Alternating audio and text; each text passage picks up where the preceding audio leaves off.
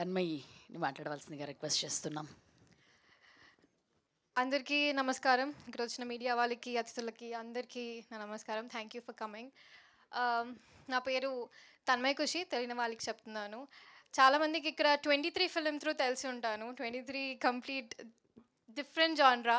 ఇక్కడ modern miss అమ్మగా చూసి 23లో కంప్లీట్ డిఫరెంట్గా ఉంటానని అనుకుంటున్నాను. అండ్ ఫస్ట్ ఆఫ్ ఆల్ ఒక సాంగ్ ఉంటుంది మనకి అప్పట్లో బాయ్స్కి బాగా కనెక్ట్ అయ్యే సాంగ్ ఒకటి.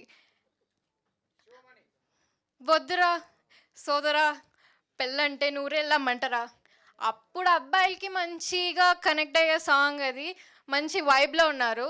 ఇప్పుడు టైం వచ్చింది అమ్మాయిలకి సాంగ్ కనెక్ట్ అయ్యేలాగా.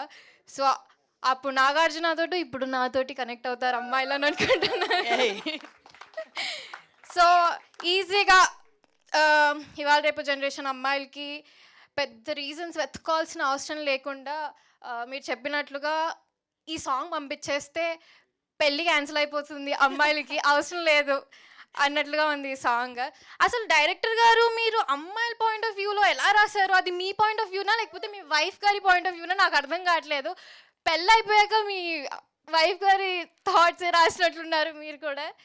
సో లిరిక్స్ కూడా వండర్ఫుల్గా ఇచ్చారు. Thank you so much. And అంటే ఇవాళ రేపు జనరేషన్లో ఎలా ఉన్నారంటే అమ్మాయిలు బాగా ఇండిపెండెంట్గా ఉండాలి, కష్టపడాలి. పెళ్ళి అనేది సెకండరీ థాట్. సో అలాంటి వాళ్ళకి ప్రతి ఒక్క క్యారెక్టర్కి అంటే ఈ క్యారెక్టర్ ప్రతి ఒక్కరికి కనెక్ట్ అయ్యేలాగా ఉంటుంది. సో హోప్ఫుల్లీ ఈ సాంగ్ మీకు నచ్చుతుంది. ఇంకా సినిమా గురించి చాలా చెప్పేది ఉంది. అండ్ ఈ సినిమా చాలా కష్టపడి మేము అందరం తీసాము. అండ్ ప్రతి ఒక్కరికి ఈ సినిమా నచ్చుతుంది అని అనుకుంటున్నాను. సాంగ్ చాలామందికి నచ్చుంటుందని అనుకుంటున్నాను.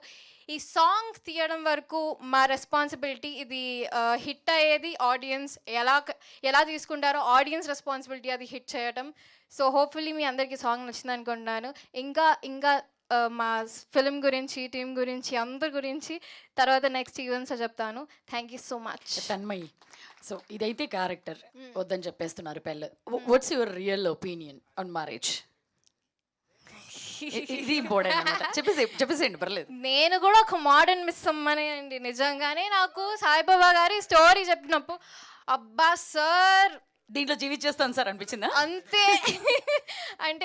అంతే సార్. ఈ క్యారెక్టర్ వచ్చినప్పుడే అనుకున్నాను, రియలైజ్ చేయించేసారు సార్. చాలా మంది ఎవరైతే రియలైజ్ అవ్వలేకపోతున్నారో వాళ్ళు కూడా రియలైజ్ అవుతారు అన్నట్లుగా అనిపించింది. What are the few core reasons ఏమైనా ఉన్నాయి టు డినై ద మ్యారేజ్ వద్దు అని చెప్పడానికి ఫ్రమ్ యువర్ ఎండ్, మీ ఎండ్ నుంచి ఏంటి?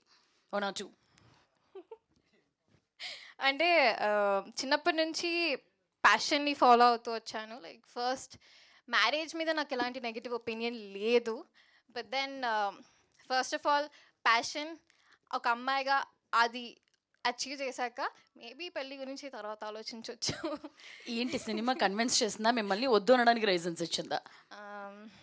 రెండూను చెప్పరు, చెప్తే తెలిసిపోద్ది. అది yeah okay. Thank you. Looking forward for the film. తర్వాత ఎలా ఉండబోతుంది అని. Thank you so much. అంతే కాదు, మీరు కూడా మోడర్న్ మిస్ అమ్మానేనా లేకపోతే మీరు కూడా? అందుకే ఇంకా చేసుకోండి. I'm not Gen Z.